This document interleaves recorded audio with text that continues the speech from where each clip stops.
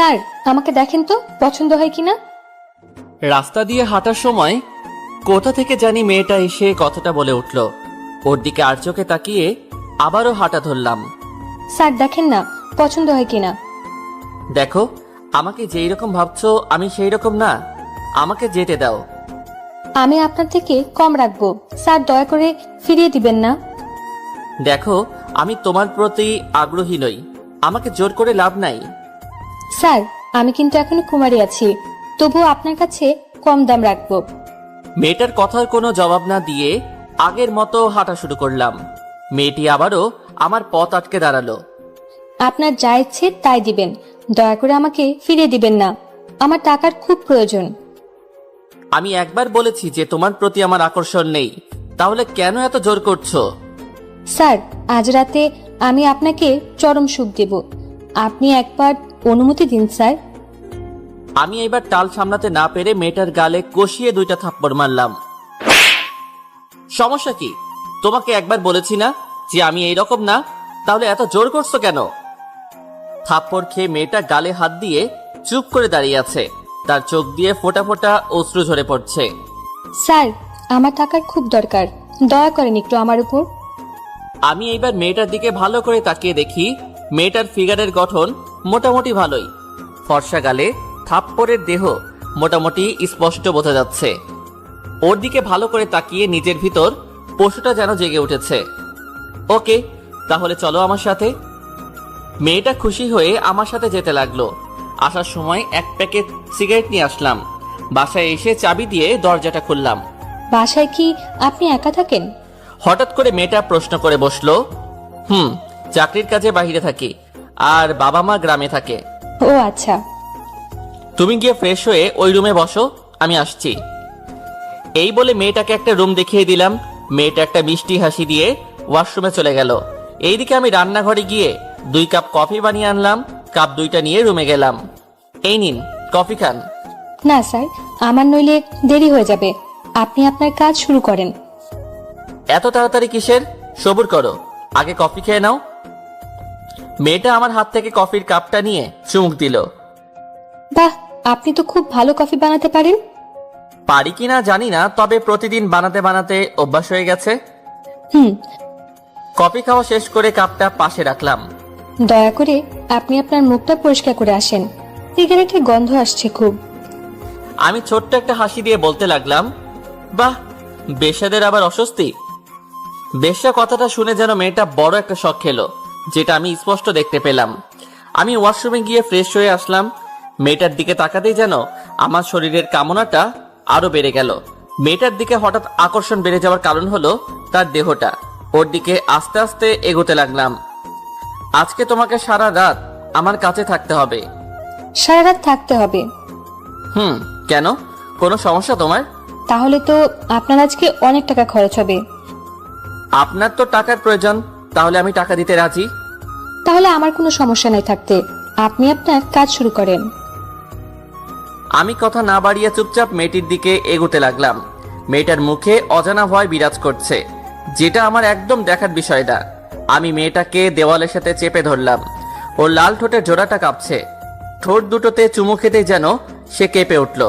আমার প্রতিটা স্পর্শে সে সাড়া দিচ্ছে, কিন্তু তাও আবার জোর করে দিচ্ছে, যেটা আমি বুঝতে পারছি। সেই দিকে আমি লক্ষ্য না করে কামনায় ব্যস্ত হয়ে গেলাম। ধীরে ধীরে মেয়েটার নাভিতে স্পর্শ করতেই যেন ওর গায়ে শিহরণ দিয়ে উঠল। আমাকে বাধা দিতে গিয়ে পারল না, কারণ টাকার কাছে সে বন্দী। আমি ওকে ধীরে ধীরে বিবস্ত্র করে দিলাম। ধীরে ধীরে আমিও যেন মাতাল হয়ে যাচ্ছি। ঝাঁপিয়ে পড়লাম নিরীহ বেশ্যা মেয়েটার উপর। এইদিকে মেয়েটা ব্যথায় কাতরাচ্ছে, আমি সেই দিকেও খেয়াল না করে পশু হয়ে উঠলাম। মেয়েটা কুমারী থাকায় অনেক ব্লিডিং হয়েছে। নিজের কাজ শেষ করে ফ্রেশ হয়ে আসলাম। মেয়েটা তখনও বিছানায় ব্যথায় ছটফট করছে। মেয়েটাকে ফ্রেশ হতে সাহায্য করলাম। জানি মেয়েটার অনেক কষ্ট হয়েছে। আমি আরো এখন বিছানায় বসে আছি। মেয়েটা ধীরে ধীরে স্বাভাবিক হতে লাগলো। কেমন বোধ করছে এখন? এই তো ভালো বোধ করছি। আপনার সাথে মেলামেশা করলাম, অথচ আপনার নাম পরিচয়টা জানলাম না। জি, আমার নাম নিধি, এবার অনার্স ফাইনাল ইয়ারে পড়ছি। তুমি পড়াশোনা করো? আপনি হয়তো ভাবছেন যে বেশ্যা হয়ে পড়াশোনা করছি কিভাবে। ঠিক তাই। তা আপনার পরিচয় তো কিছুই জানলাম না। আমার নাম ইমন, শুধু এতটুকু জেনে রাখো। আর কোনো পরিচয় নেই আপনার? বাকিটুকু পরে না হয় জেনে নিও। আমিও এক সুন্দর গল্পের সাথে জড়িত, যেটা আজ থেকে আমার জীবনটা পরিবর্তন করে দিয়েছে। জানতে পারি কি সে গল্পটা আমি? আজ না, আরেকদিন যদি নিয়ে আসেন তাহলে ঠিকই বলবো। আজ খুব ক্লান্ত আমি। আচ্ছা, সেটা তোমার ইচ্ছা, তবে আজ থেকে প্রতিদিন তুমি আমার কাছে আসবে, অন্য কারো কাছে যাবে না। যদি না যাই তাহলে টাকা পাবো কোথা থেকে? আমি তোমাকে মোটা টাকা দিব, তাই বলছি যাবেন না। ওকে, আমি কারো কাছে যাব না। আজ যেইখানে আমার সাথে দেখা হয়েছিল কাল ঠিক সেইখানে থাকবে, আমি তোমাকে নিয়ে আসবো। আচ্ছা ঠিক আছে। তুমি বসো, আমি আরেক কাপ কফি নিয়ে আসছি। আচ্ছা। আমি চলে এলাম কফি বানাতে। কফির কাপ নিয়ে রুমে ঢুকে দেখি নিধি কার সাথে যেন কথা বলছে, আর আমাকে দেখে কলটা কেটে দিয়েছে। এই নাও তোমার কফি। ধন্যবাদ। আচ্ছা, আপনি কি একা থাকেন? একাই থাকি। কেন? আপনি আপনার ঘরের যা অবস্থা করে রেখেছেন, এটা কি মানুষ করে? নিধি কথা শুনে কিছুটা লজ্জা পেলাম। আসলে সারাটা দিন অফিসে থাকি তো, তাই সহজে গুছানো হয় না। আচ্ছা, এখন বিছানা থেকে নামুন। কেন, কি হয়েছে? আরে বাবা, নামতে বলেছি, নামুন। এত কথা বলছেন কেন? আমি বিছানা থেকে নেমে দাঁড়ালাম। নিধি আমার পুরোটা রুম সুন্দর করে গুছিয়ে দিল। এই কি, তুমি এই কাজ করছো কেন? আজ করেছি, কাল আপনি করবেন। আমি আজ দেখিয়ে দিলাম। ও আচ্ছা। নিধির সাথে কিছুক্ষণ গল্প করে ঘুমিয়ে পড়লাম। ভোর রাতে অনুভব করলাম যে কেউ একজন আমাকে ধাক্কাচ্ছে। ঘুম ঘুম চোখে তাকিয়ে দেখি যে নিধি দাঁড়িয়ে আছে। কি হয়েছে তোমার? ঘুম থেকে উঠুন আর আমাকে আমার পাওনাটা দিয়ে দিন। এই যে নাও তোমার টাকা। নিধি টাকা নিয়ে আর দাঁড়ালো না, সোজা চলে গেল। আমি আবার ঘুমিয়ে পড়লাম। সকালে উঠে ফ্রেশ হয়ে নাস্তা করে নিলাম। নাস্তা করে অফিসে চলে আসলাম।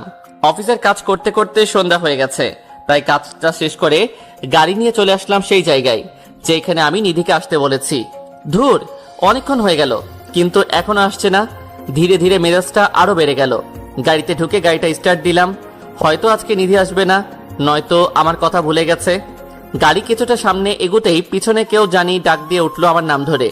গাড়িটা ব্রেক ধরে নেমে দেখি নিধি আমার দিকে আসছে। কি হলো, তোমার এত দেরি হলো কেন? বাসায় কাজ করছিলাম, তাই দেরি হয়ে গেছে। ওকে, গাড়িতে বসো তাহলে। বসছি। নিধি গাড়িতে বসলো, আমি ড্রাইভ করতে লাগলাম আর সিগারেট খাচ্ছি। আচ্ছা, আপনার এটা না খেলে হয় না?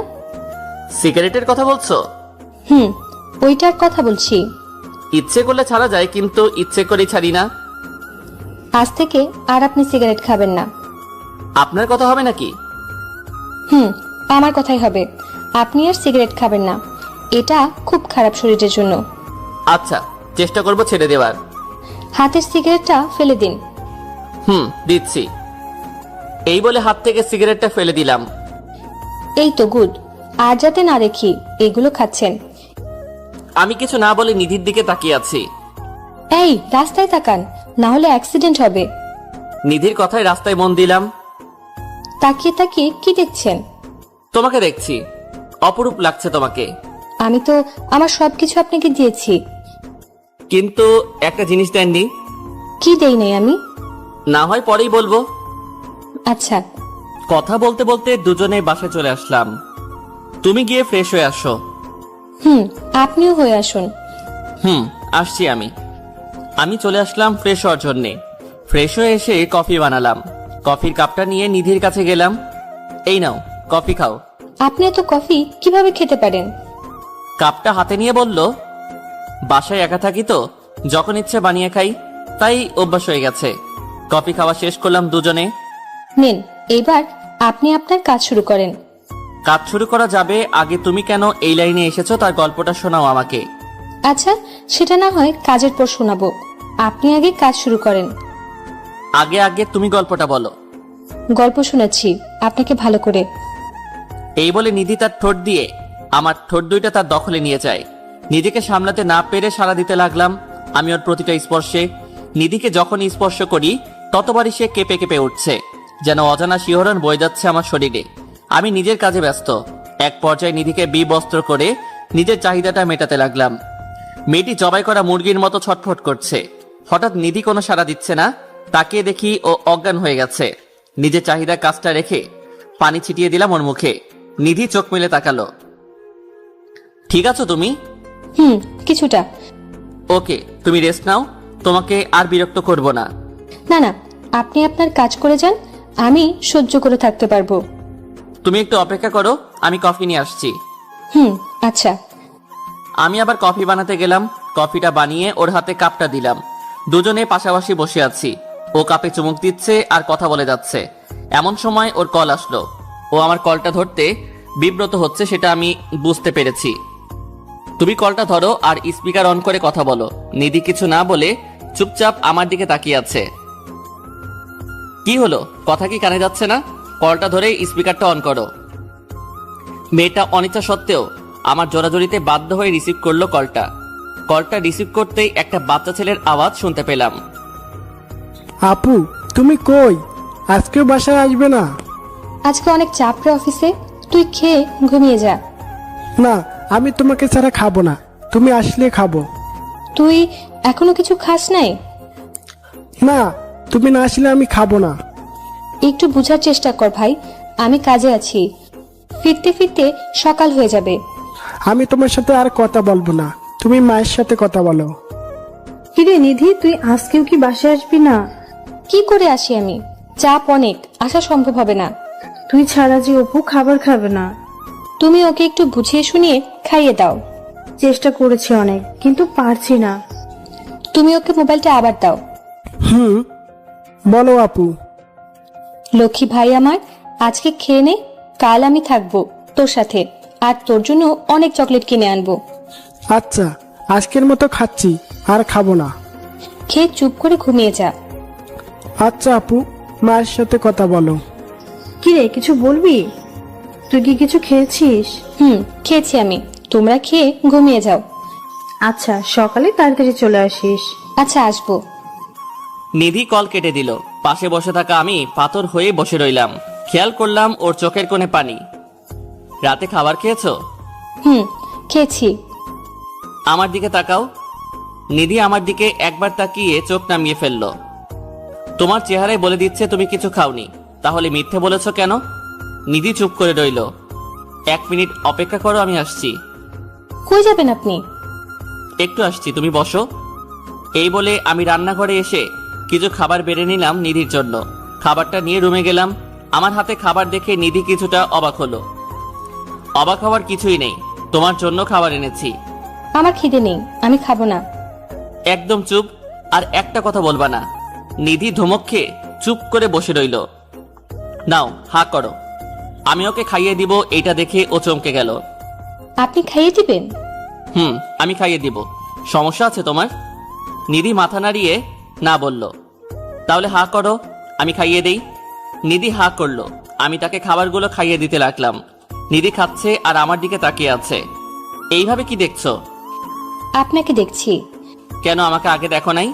দেখেছি, বাট এই রূপে আগে দেখি নাই। আচ্ছা, কথা না বলে চুপচাপ খেয়ে নাও। নিধিকে খাইয়ে বাকি খাবারগুলো রেখে আসলাম। এইবার বলো, তুমি কেন এই পথে নেমেছ? এই প্রশ্ন করার পর নিধি কিছুটা কষ্ট পেলাম, সেটা আমি বুঝতে পেরেছি স্পষ্ট। কি হলো, বলবা না? শুনতে চান আমার গল্প? তাহলে শুনুন। আমার জীবনে কোনো অভাব ছিল না, ভাবিনি কোনোদিন শরীর নিয়ে ব্যবসা করব। আমার বাবার অঢেল সম্পত্তি ছিল। বাবা মারা যাওয়ার পর থেকে চাচারা সব কেড়ে নিয়ে আমাকে আর আমার ভাই আর আমার মাকে রাস্তায় বের করে দেয়।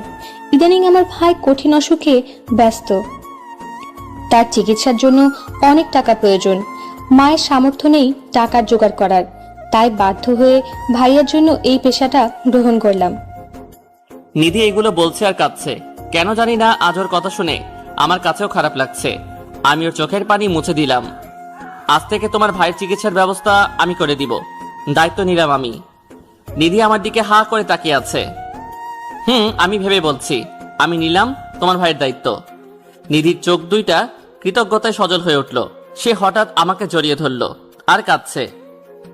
আপনি আমার জন্য এত কিছু করবেন? এত কিছুই কই হলো, এইবার আমাকে ছেড়ে দাও। নিধি আমাকে ছেড়ে দিল। কাল থেকে তুমি আর এইসব কাজে আসবে না, আর বাসায় নিজের পরিবারকে সময় দিবা। আপনার কাছে না আসলে তো টাকা দিবেন না। তোমাকে আমি টাকা দিব, তাই তোমার আশা লাগবে না। আর নিজের পড়াশোনাটা চালিয়ে যাও। আচ্ছা। আর আজ থেকে আমাকে তুমি করে বলতে হবে, পারবে না বলতে? পারবো। আচ্ছা, তোমার নাম্বারটা দাও, সময় হলে কল দিব। আচ্ছা, দিব। এইভাবেই নিধির সাথে কিছুক্ষণ কথা বললাম, বলেই দুজনে ঘুমিয়ে পড়লাম। সকাল ভোরে ভোরে আমি ঘুমে থাকতেই নিধি চলে গেল। সকালে উঠে ফ্রেশ হয়ে নাস্তা করে নিধিকে কল দিলাম। হ্যালো, কে বলছেন? আমি ইমন বলছি। বলো। এই, তুমি যাওয়ার সময় আমার কাছ থেকে বলে যাওনি কেন? দেখলাম তুমি ঘুমে, তাই আর ডাকি নাই। নিজের পাওনাটা নিবে না? ওইটা না হয় আমার ভাইয়ের জন্য জমা থাকুক। ও আচ্ছা। নাস্তা করেছো? করেছি, তুমি করেছো? করেছি। এখন কলেজে যাচ্ছি। ওকে, সাবধানে যেও। তুমিও সাবধানে অফিসে যেও। বাই। Okay, bye. কলটা কেটে দিয়ে অফিসের জন্য রেডি হয়ে অফিসে চলে আসলাম। কাজ করতে করতে দুপুর হয়ে গেছে, এমন সময় নিধির কল আসলো। বলো নিধি। এই, দুপুরে কিছু খেয়েছো? না, পরে খাবো। তুমি খেয়েছো? খেয়েছি। তুমি খাওনি কেন? পরে খাবো, কাজ করছি তাই। ওকে, দ্রুত খেয়ে নিবা। খাবো। আজকে তোমার আর আমার বাসায় আসার প্রয়োজন নেই, তুমি বাসায় থেকো। আচ্ছা, থাকবো। ওকে, বাই। কল কেটে দিয়ে অফিসের কাজে মন দিলাম। কাজটা শেষ করে বাসায় ফিরে আসলাম। রাতের খাবার খেয়ে নিলাম, ঘুমানোর জন্য প্রস্তুতি নিয়ে ঘুমিয়ে পড়লাম। এই কি নিধি, তুমি হঠাৎ বাসায়? তোমাকে ইনভাইট করতে এসেছি। আমাকে ইনভাইট করতে এসেছো? কিসের জন্য? আগামী পরশু আমার বিয়ে, তার ইনভাইট। নিধির কথা শুনে যেন আকাশ থেকে পড়লাম। আমিও যে নিধিকে মনে মনে অনেকটাই ভালোবাসি, হয়তো প্রকাশ করা হয়নি, তাই বলে নিধি বিয়ে করবে? এসব কি বলছো তুমি? তোমার বিয়ে মানে? আমার বিয়ে মানে আমার বিয়ে। তাহলে আমার কি হবে? তোমার কি হবে মানে? আমিও যে তোমাকে খুব ভালোবাসি। কি? তুমি আমাকে ভালোবাসো? অনেক ভালোবাসি তোমাকে। তোমাকে ছাড়া থাকা যে অসম্ভব। তাহলে সেটা প্রকাশ করলে না কেন? তোমাকে হারানোর ভয়ে, যদি তোমাকে হারিয়ে ফেলি তাই। এখন তো আমাকে হারিয়ে ফেলেছো, কয়দিন পর আমি আরেকজনের বউ হব। না প্লিজ নিধি, এমনটা করো না, আমি যে অসহায় হয়ে যাব। নিধি কিছু না বলে হাঁটতে লাগলো। আমি ওকে পিছন থেকে ডাকছি, নিধি দাঁড়াও, প্লিজ দাঁড়াও। হঠাৎ ঘুমটা ভেঙে গেল আমার। পুরো শরীর দিয়ে আমার ঘাম বের হচ্ছে। তাহলে কি এটা স্বপ্ন দেখলাম? কিন্তু নিধিকে নিয়ে দেখলাম কেন? বুকটা এখনো ধপাস ধপাস করছে। ঢকঢক করে এক গ্লাস পানি খেয়ে নিলাম, তাও যেন কেউ বুকের ভিতর হাতুড়ি দিয়ে পিটাচ্ছে। আচ্ছা, আমি নিধিকে নিয়ে এই স্বপ্ন দেখলাম কেন?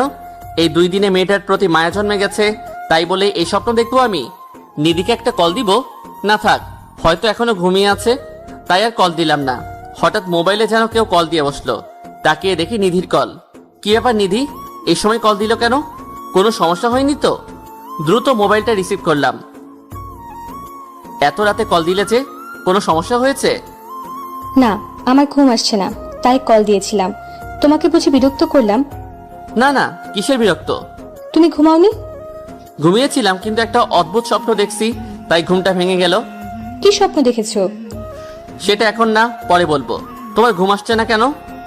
জানি না কেন আসছে না, তবে কল কাটার পর আসবে হয়তো। ও তাই? তাহলে ঘুমিয়ে পড়ো, সকালে আমার অফিস আছে। ওকে, গুড নাইট। Good night. কলটা কেটে দিয়ে আমি আবারও হারিয়ে গেলাম ঘুমের রাজ্যে। সকালে ঘুম থেকে উঠে ফ্রেশ হয়ে নিলাম। নাস্তা করার পর দেখি নিধি কল দিয়েছে। কলটা রিসিভ করলাম। বলো। এই, তুমি কি বেরিয়েছো? না, এই তো এখন বের হব। আচ্ছা, তুমি বের হও। কেন, কি হয়েছে? কিছু না, তুমি বের হও। এই বলে নিধি কল কেটে দিল। আমি রেডি হয়ে নিচে আসলাম। নিচে এসে দেখি নিধি দাঁড়িয়ে আছে। আরে তুমি, তাও এই সময়? কলেজে যাব। তো যাও, এইখানে কি? আমি তোমার সাথে যাব। আচ্ছা, তাহলে অফিসে যাওয়ার সময় নামিয়ে দিব তোমাকে। আচ্ছা। দুজনে গাড়িতে বসলাম, আমি ড্রাইভ করছি। কাল রাতে ঘুম হয়েছে? হয়েছে কোনো মতে। বেশি ভালো না হওয়ার কারণ? কারণটা অন্য কেউ, যে আমার রাতের ঘুমটা কেড়ে নিয়েছে। তা কে সে ব্যক্তি? নাম বলা যাবে না, আছে একজন। তা তোমার ঘুম না আসার কারণ? আমার কারণ আছে, সেটা বলা যাবে না। কি এমন কারণ যে আমাকে বলা যাবে না? এখন না, পরে বলবো। আচ্ছা, হঠাৎ আমার সাথে কলেজে যাবার কারণ? কোনো কারণ নেই, এমনি যাচ্ছি। তা কাল কি স্বপ্ন দেখেছো তা তো বলবে না? সেটা বলে দিলে তো মনের কথা বলা হয়ে গেল। মানে বুঝলাম না। না কিছু না, এমনি। এখন গাড়ি চালান। আমি কথা না বলে ড্রাইভ করতে লাগলাম। নিধিকে কলেজে নামিয়ে দিয়ে আমি চলে আসলাম অফিসে। আজ অফিসে কাজ কম, তাই বসে বসে রেস্ট নিচ্ছি। হঠাৎ দেখি নিধি আমার ক্যাবিনে ঢুকলো। ওর দিকে তাকিয়ে আছি হা করে। আরে নিধি, তুমি এইখানে? আমার অফিস চিনলে কেমনে? আর এইখানে এসেছো কেন? আরে স্যার, কি বলছেন? আমি ফারিহা, নিধি না। ফারিয়ার কথায় ঘোরটা কেটে গেল। তাকিয়ে দেখি ফারিয়ার সামনে দাঁড়িয়ে আছে। ও তুমি? আসলে সরি, আমি বুঝতে পারি নাই। ওকে স্যার, সমস্যা নাই। তা কোনো সমস্যা আছে? স্যার, ফাইলটা কিছু সমস্যা করেছে, একটু দেখেন তো। কই দাও ফাইলটা।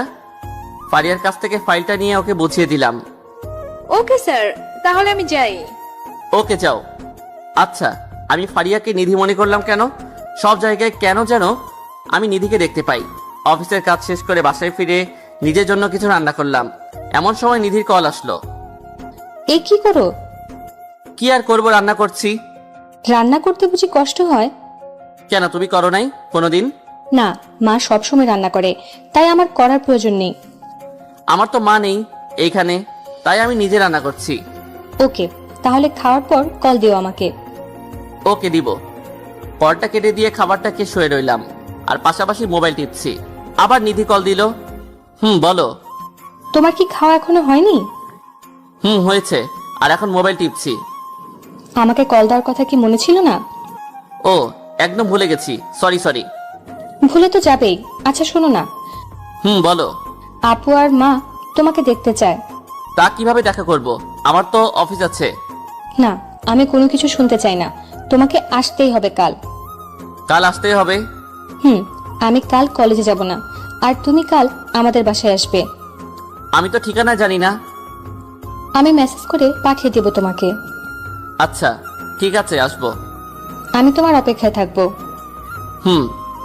আচ্ছা তুমি ঘুমাও, গুড নাইট। ওকে, গুড নাইট। কলটা কেটে দিয়ে কিছুক্ষণ মোবাইল টিপলাম, তারপর তলিয়ে গেলাম গভীর ঘুমে।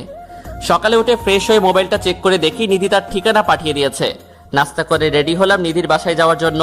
ওদের বাসার ঠিকানা খুঁজে বের করে ওদের দরজায় কলিং বেল চাপ দিয়ে দাঁড়িয়ে আছি। একটু পর একজন মহিলা এসে দরজাটা খুলে দিল। কে আপনি? আর কাকে চাই?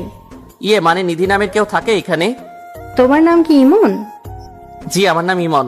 ও, তাহলে তুমি ইমন। আসো বাবা, ভিতরে আসো। আমি মহিলার পিছন পিছন ভিতরে ঢুকলাম। আমি সোফাতে বসে আছি, এমন সময় একটা ছেলে আসলো আমার কাছে। ভাইয়া, আপনি এসেছেন?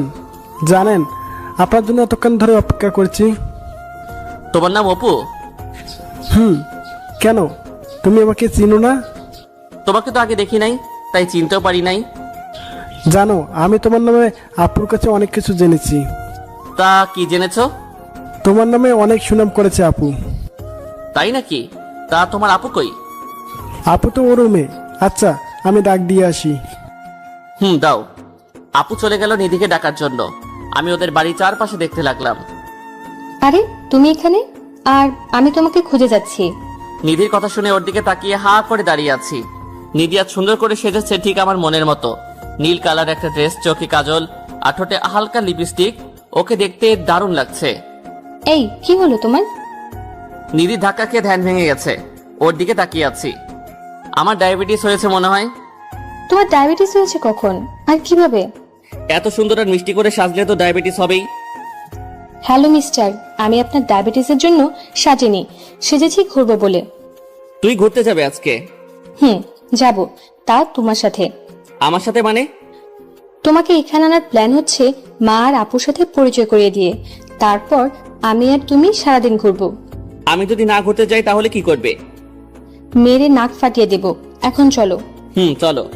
আজকে প্রথম নিধির সাথে ঘুরতে যাব। ভালোবাসার মানুষের সাথে ঘুরতে যাওয়ার অনুভূতি আগে হয় নাই, আর আজকে নিধিকে প্রপোজ করে দিব। যা হবার হবে। আউচ! এই তুমি আমাকে চিমটি কাটলে কেন? তুমি কি বয়রা নাকি?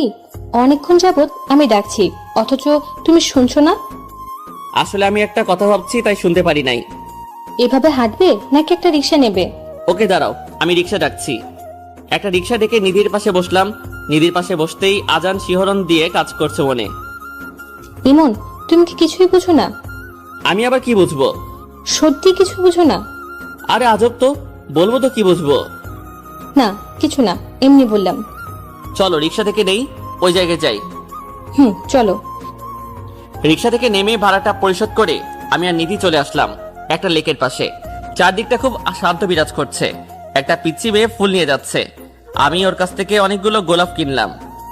এগুলো আবার কার জন্য কিনেছো? আমি কিছু না বলে ওর সামনে গিয়ে হাঁটু গেড়ে বসলাম। চুপচাপ ওর মুখের দিকে তাকিয়ে বলতে লাগলাম, জানি না তুমি আমাকে কি জাদু করেছো। শত ব্যস্ততার মাঝে মাঝে আমি শুধু তোমাকে দেখতে পাই। আমার প্রতিটা নিঃশ্বাসে যেন তোমার অস্তিত্ব খুঁজে পাই। আমার প্রতিটা অনুভূতি যেন তোমাকে ঘিরে। আমি তোমাকে শত ব্যস্ততার মাঝেও ভালোবেসে ফেলেছি। পারবি কি আমার অগোছালো জীবনটা গুছিয়ে দিতে? I love you. চোখটা বন্ধ করে চুপচাপ বসে আছি নিধির উত্তরের আশায়। জানি না সে কি বলবে আমাকে। হয়তো আমাকে নিষেধ করে দিবে। হালকা চোখ খুলে দেখি নিধির চোখে পানি। আমি উঠে ওকে জড়িয়ে ধরলাম।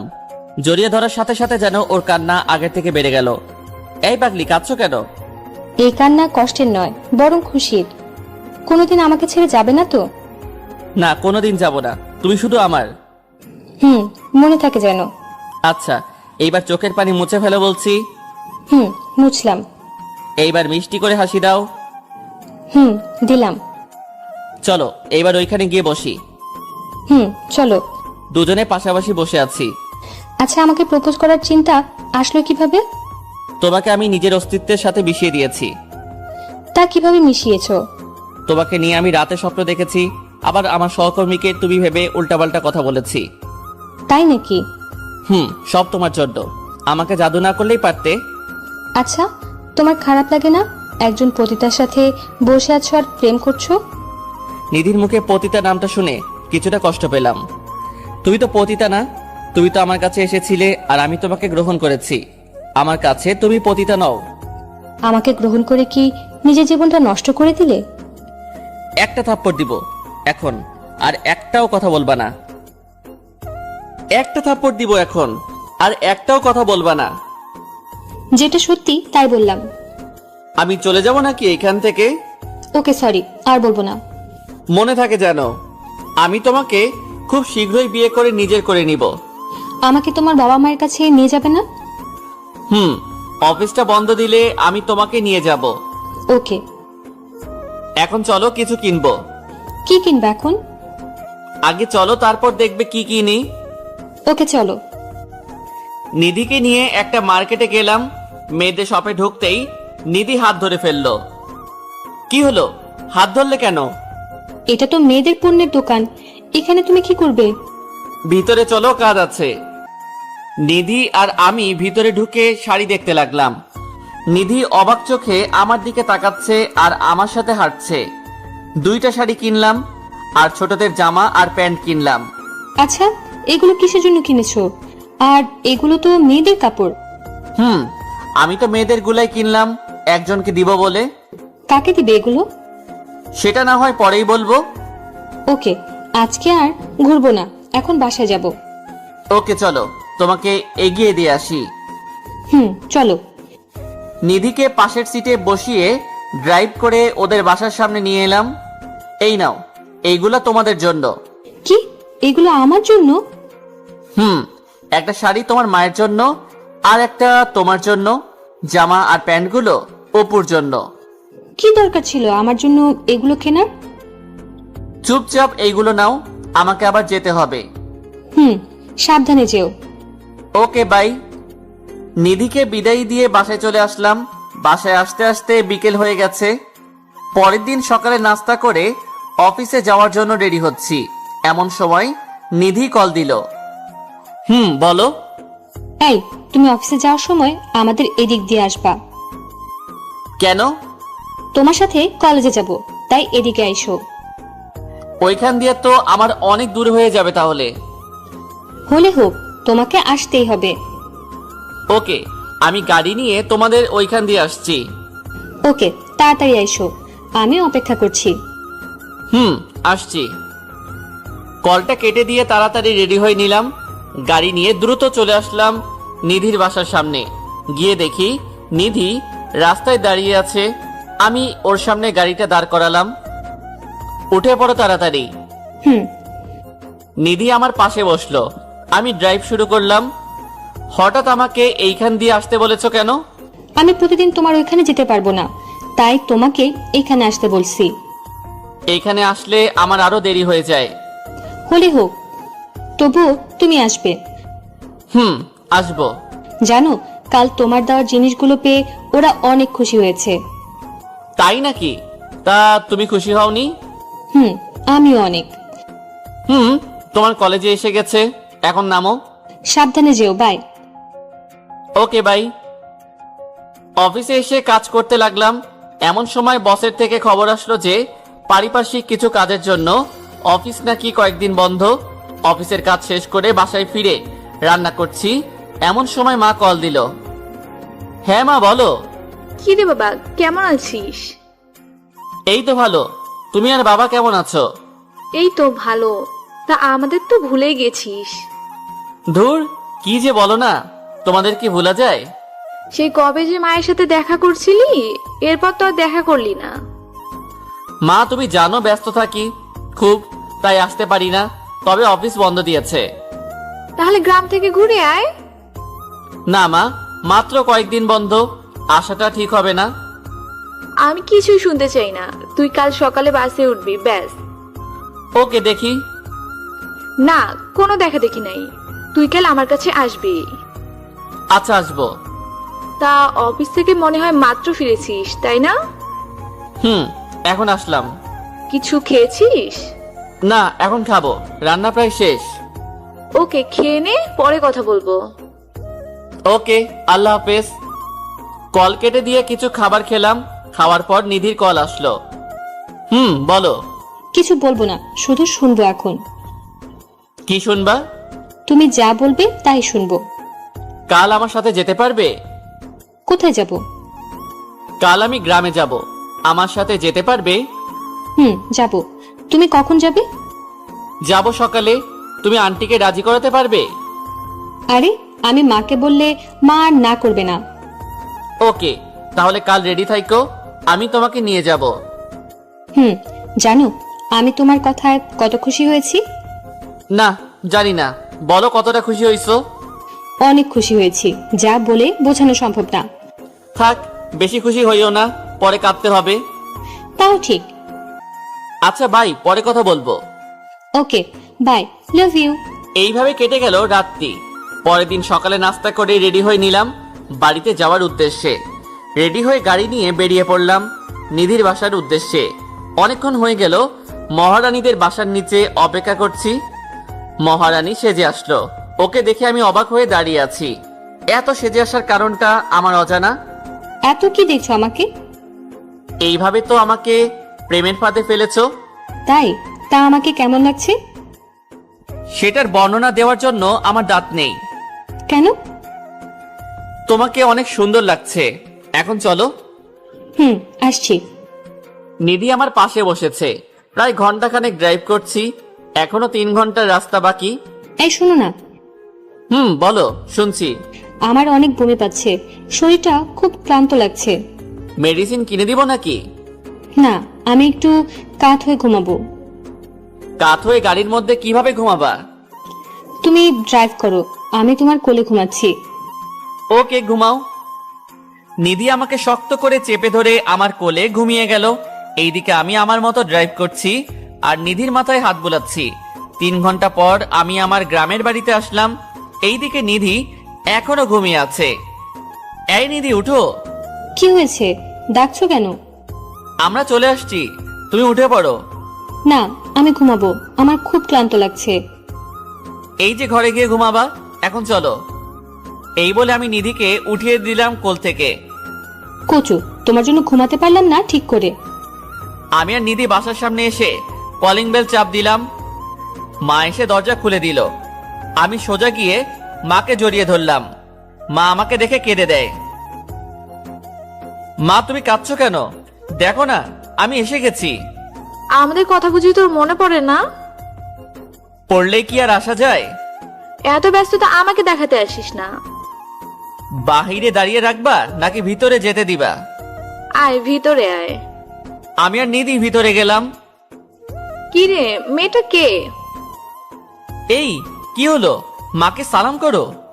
করছি। বাহ, মেয়েটা তো দারুণ মিষ্টি। তা মেয়েটা কে রে? মা মানে ও হচ্ছে। থাক, আর বলতে হবে না, আমি বুঝতে পেরেছি। আমার ঘরের বউকে এইভাবে এনেছিস কেন? এই বলে মা আমার কান ধরলো। মা ছাড়ো, লাগছে আমার। তুই একে বিয়ে করে আনতে পারতি, ওকে এইভাবে এনেছিস কেন? বিয়ে করব সামনে, এখন না। আচ্ছা, তোরা গিয়ে রেস্ট নে, আমি তোদের খাবার ব্যবস্থা করছি। আচ্ছা। আমি নিধিকে নিয়ে আমার রুমে চলে আসলাম। এটা তোমার রুম? এটাই আমার রুম। বাহ, খুব গোছানো রুম তোমার, ঠিক তোমার মতো। তোমার ক্লান্তি ভাবটা কি আছে নাকি চলে গেছে? শাশুড়ি মাকে দেখে একদম চলে গেছে। ওকে, তুমি ফ্রেশ হয়ে আসো। হুম। নিধি চলে গেল ফ্রেশ হতে। আমি শুয়ে আছি, নিধি ফ্রেশ হয়ে আসলো, আমি গেলাম ফ্রেশ হতে। মা খাবার খাওয়ার জন্য ডেকে গেছে, দুজনে চলে গেলাম খাবার খাওয়ার জন্য। মা, বাবা কোথায়? তোর বাবা বাজারে গেছে। ফিরবে কখন? এই তো কিছুক্ষণের মধ্যে ফিরবে। ও, আমরা কি এবার তোর বিয়ে নিয়ে কথা বলতে পারি?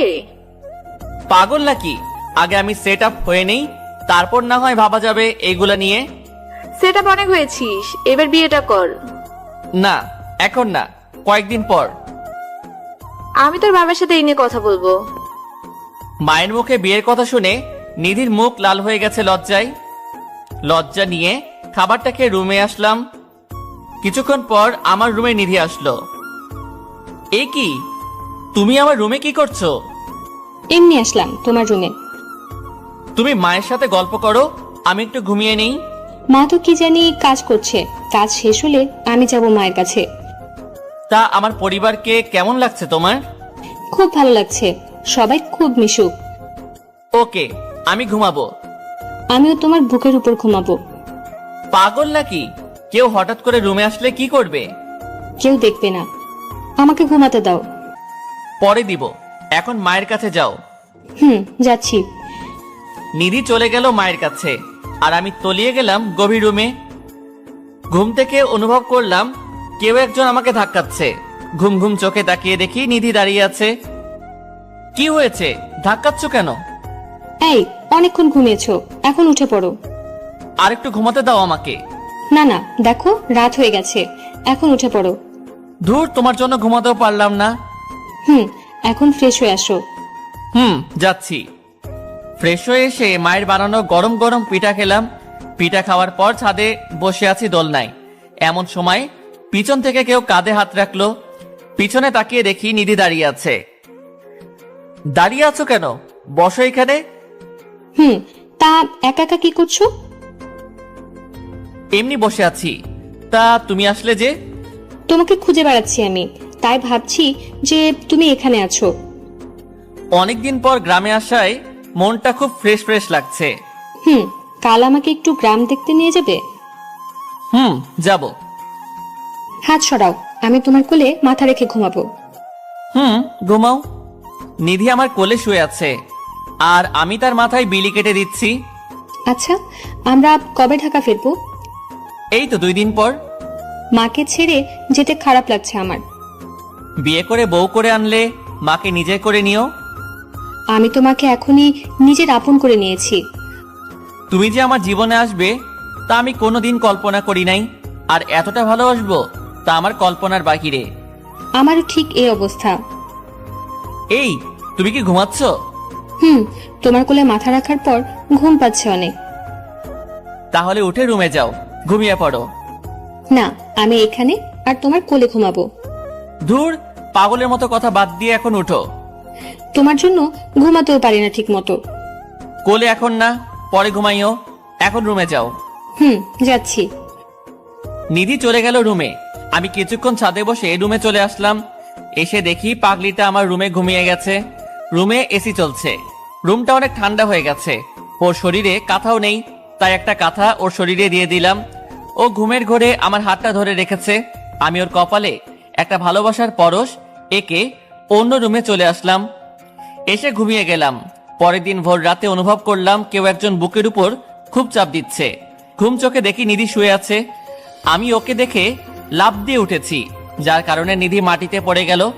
ও মারে, মরে গেলাম রে, কোমরটা মনে হয় শেষ। ওর চিৎকার শুনে দ্রুত ওর মুখ চেপে ধরলাম। এই কি করছো? এত জোরে চিৎকার করছো কেন? তুমি আমাকে ফেলে দিলে কেন? তুমি যেইভাবে শুয়েছিলা আমি ভাবছি আরো ভূত শুয়ে আছে। তাই বলে কি এইভাবে আমাকে ফেলে দিবা নাকি? হয়েছে বাবা, সরি। এখন তুমি তোমার রুমে যাও। আমি যেতে পারবো না, আমার কোমর ব্যথা করছে। কেউ দেখার আগে আমি তোমাকে দিয়ে আসি। না, আমি তোমার বুকে ঘুমাবো, তাহলে ঠিক হয়ে যাবে। আরে না, কেউ দেখে ফেললে সমস্যা হবে। কিছু হবে না, আমি সকাল হলে চলে যাব। তবুও না, তুমি এখন তোমার রুমে যাও। না, আমি যাব না, এখন আমি চিৎকার করব বলে দিলাম। ধুর, তোমাকে নিয়ে আর পারি না। তোমাকে পারতে হবে না। এই বলে নিধি আমাকে জোর করে জড়িয়ে ধরে শুয়ে পড়ে। যেভাবে শুয়ে আছো সেভাবেই থাকো, নড়াচড়া করবা না একদম। করব না। গুড। ভোরে ভোরে চলে যেও কিন্তু। ওকে। নিধিকে বুকের মাঝে রেখে আবারও ঘুমিয়ে পড়লাম। সকালে উঠে দেখি নিধি আমার বুকে এখনো শুয়ে আছে। এই উঠো, মা চলে আসবে। কি হয়েছে? ঠিক মতো ঘুমাতে দিবা না নাকি? তুমি তোমার রুমে যাও, সকাল হয়ে গেছে। এই বলে নিধিকে উঠিয়ে দিলাম। আজকে অনেক ভালো ঘুম হয়েছে আমার। ভালো হয়েছে, এখন যাও। যাচ্ছি বাবা, যাচ্ছি। সকালের নাস্তা করে নিলাম। নাস্তা করে আমি আমার রুমে বসে আছি। কিছুক্ষণ পর নিধি সেজে গুজে আমার রুমে আসলো। কি হলো? এত সাজার কারণটা কি? তুমি জানো না কেন এত সেজেছি? না, আমার তো কিছুই মনে পড়ছে না। আজকে তো আমাকে নিয়ে গ্রাম ঘুরতে বের হবা, এটাও কি ভুলে গেছো? ও, মনে পড়েছে। আচ্ছা, তুমি একটু অপেক্ষা করো, আমি রেডি হচ্ছি। তাড়াতাড়ি করো, নইলে দেরি হয়ে যাবে। আচ্ছা। দ্রুত রেডি হয়ে নিধির সামনে গেলাম। শেষ তোমার দেরি হওয়া? শেষ করলাম মাত্র। দেখি হাতটা। আমার হাত দিয়ে তুমি কি করবে? দিতে বলেছি দাও। কথা না বাড়িয়ে হাতটা বাড়িয়ে দিলাম নিধির দিকে। আউচ! এই তুমি আঙ্গুলে কামড় মারলে কেন? আমি ছাড়া কেউ যাতে নজর না দেয়, তাই এমন করেছি। ওকে, এখন চলো। নিধির হাত ধরে বেরিয়ে পড়লাম গ্রামের আলপথ দিয়ে। চারপাশে সবুজ মাঠের সমারোহ, সোনালী ফসল বাতাসে দোল খাচ্ছে। আমি নিধির হাত ধরে সামনে এগিয়ে যাচ্ছি। নিধিকে নিয়ে সারা গ্রাম ঘুরলাম। এখন দুজনের রাস্তা দিয়ে হাঁটছি আর গল্প করছি। এই ফুচকা খাবো। ধুর, এইগুলো ভালো না, অসুস্থ হয়ে যাবে। না, আমি খাবোই, চলো না খাবো। ওকে চলো। নিধির জন্য ফুচকা অর্ডার করলাম। তুমি খাবে না? না, আমি খাবো না। বুঝেছি, আমার কাছ থেকে খাওয়ার ধান্দা, তাই না? ঠিক তাই। আমার কাছ থেকে একটাও দেব না। ওকে দিও না। ফুচকা দিয়ে গেল আর নিধি খেতে লাগলো। আমি আনমনা ভাবে ওর খাওয়া দেখছি। কি দেখছো এমন করে? রাক্ষসীর খাওয়া দেখছি। কি? আমি রাক্ষসী? আরে না না, আমি তোমাকে বলি নাই, বলেছি ওই পাশের দেশ ভারতের একটা মেয়েকে। আমাকে বোকা বানিয়ে লাভ নাই। বুঝছি, তুমি অনেক চালাক। এখন খাও তুমি। তুমি হা করো, আমি তোমাকে খাইয়ে দেই। না, আমি খাবো না। হা করতে বলেছি আমি। করলাম। হা করতেই নিধি আমার মুখে একটা ফুচকা ঢুকিয়ে দিল। আমিও খেতে লাগলাম। কি কেমন লাগছে? ভালোই লাগছে। তাড়াতাড়ি খাও, মা আবার চিন্তা করবে। খাচ্ছি। নিধির খাওয়া শেষ করে আমরা চলে আসলাম বাসায়। এইভাবে গ্রামে কয়েকদিন ছিলাম, এখন আবার শহরে ফিরে যাব। ব্যাগ গোছানো শেষ। মায়ের কাছ থেকে বিদায় নেওয়ার সময় নিধি কেঁদে দিয়েছে। অতঃপর মায়ের কাছ থেকে বিদায় নিয়ে ঢাকা চলে আসলাম দুজনে। কাল সকালে অফিস আছে, তাই রাতে কিছু রান্না করে খেয়ে নিলাম। অফিস শুরু হয়েছে অনেক আগেই। মায়ের জোড়াজড়িতে অনেকদিন থাকতে হয়েছে। নিধিকে ওর বাসায় এগিয়ে দিয়ে এসেছি। রাতে খাবার খেয়ে শুয়ে আছি, এমন সময় নিধির কল আসলো। বলো। আমার কিছুই ভালো লাগছে না। কেন? মাকে খুব মিস করছি আমি, মন চায় মায়ের কাছে ফিরে যাই। ওকে, অফিস বন্ধ দিলে আমরা আবার যাব। কি করছো এখন? এই তো খেয়ে শুয়ে আছি। তুমি কি করছো? আমিও শুয়ে আছি। আচ্ছা, পরে কথা বলি, আমাকে আবার কাল অফিসে যেতে হবে। Okay, good night, love you. Okay, love you. Call কেটে দিয়ে ঘুমিয়ে পড়লাম। পরের দিন সকালে অফিসে চলে গেলাম। ঠিক এমন সময়ে বসের ডাক আসলো। আসবো স্যার? জি মিস্টার ইমন, আসুন। ধন্যবাদ স্যার। তা আপনি দাঁড়িয়ে আছেন কেন? বসেন এইখানে। তা স্যার ডেকেছেন কেন? কারণটা হলো আমাদের অফিসের কাজে প্রতি বছর কিছু লোক দেশের বাইরে যায়, তা আমি চাই এইবার আপনি যান। ওকে স্যার, আমি যেতে পারবো। আপনাকে নেওয়ার কারণটা হলো আপনি খুব ভালো দায়িত্ব পালন করতে পারেন, আশা করি এটাও পারবেন। আমি আমার সর্বোচ্চ চেষ্টা করব। গুড, তাহলে আপনি এখন যান, খুব শীঘ্রই আপনার ফ্লাইট হবে। ধন্যবাদ স্যার। ক্যাবিনে বসে বসে ফাইলগুলো চেক করছি, এমন সময় নিধি কল দিল। বলো। ইমন, তুমি কোথায়? একটু আসতে পারবে? নিধির কান্না শুনে যেন বুকটা মোচড় দিয়ে উঠল। কি হয়েছে তোমার? কাঁদছো কেন? আমাকে খুলে বলো। আমার ভাইয়া খুব অসুস্থ হয়ে যায় হঠাৎ করে। আমরা তাকে ঢাকা মেডিকেলে নিয়ে যাচ্ছি। ওকে, তোমরা থাকো, আমি আসছি এক্ষুনি। আসো। একদম কাঁদবা না বলে দিলাম, তোমার ভাইয়ের কিছুই হবে না। তাই যেন হয়। আমি আর দেরি না করে বসের কাছ থেকে ছুটি নিয়ে চলে গেলাম হাসপাতালে। কেবিনের সামনে নিধি বসে আছে আর কাঁদছে। আমাকে দেখে ও জড়িয়ে কান্না শুরু করে দিল। বললাম না কাঁদতে না, আবার কাঁদছো কেন? তা ডাক্তার কি বলেছে? ডাক্তার এখনো কিছু বলে নাই, তবে ওনার চেম্বারে ডেকেছিল। গিয়েছো তুমি চেম্বারে? না, এখন যাব, তুমিও সাথে চলো। আসছি। আমি আর নিধি চলে গেলাম ডাক্তারের চেম্বারে। তা ডাক্তার সাহেব, কি বুঝলেন রোগীকে দেখে? আসলে আমরা ওর চেক আপ করেছি, তাতে ধরা পড়েছে যে ছেলেটার ব্রেন টিউমার হয়েছে। ডাক্তারের কথা শুনে নিধি ঠাস করে মাটিতে বসে পড়ে। এত ভেঙে বললে চলবে নাকি? আরো শক্ত হও। আমরা কাল ওকে অপারেশন করব, তাতে অনেক টাকা যেতে পারে। টাকার কথা চিন্তা করা দরকার নাই, আপনারা আপনাদের কাজ শুরু করেন। ওকে, তাহলে কাল আমরা অপারেশন শুরু করব। তাই করুন। ডাক্তারের চেম্বার থেকে বেরিয়ে এসে অপুর ক্যাবিনে ঢুকলাম। ছেলেটা গুটিসুটি মেরে শুয়ে আছে।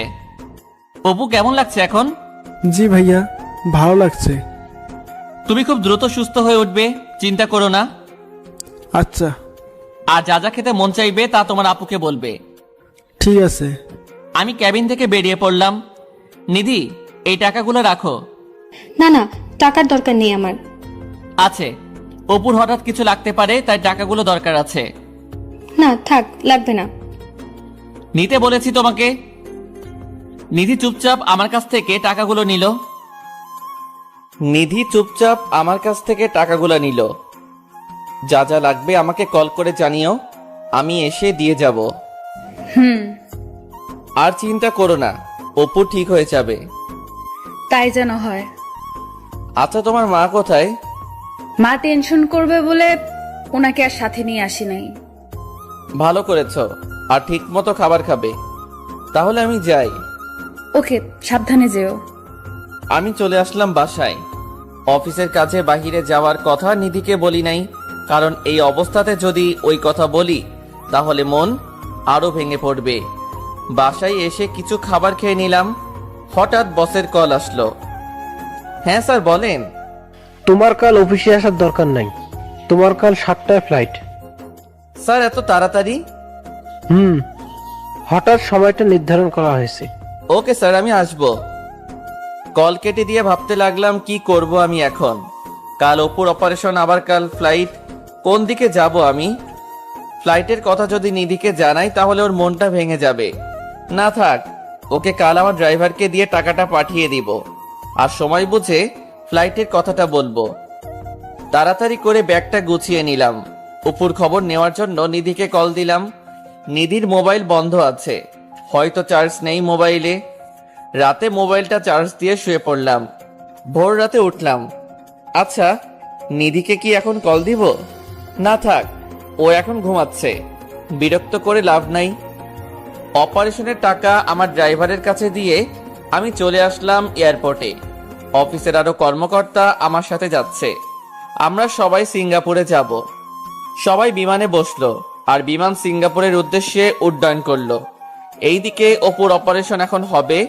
বাটা ড্রাইভার টাকা নিয়ে এখনো যায় নাই। নিধি বাধ্য হয়ে আমাকে কল করলো। ফ্লাইট মোড অন থাকার কারণে মোবাইল বিজি বলছে। বারবার চেষ্টা করেও লাভ হয়নি। নিধির খুব চিন্তা হচ্ছে।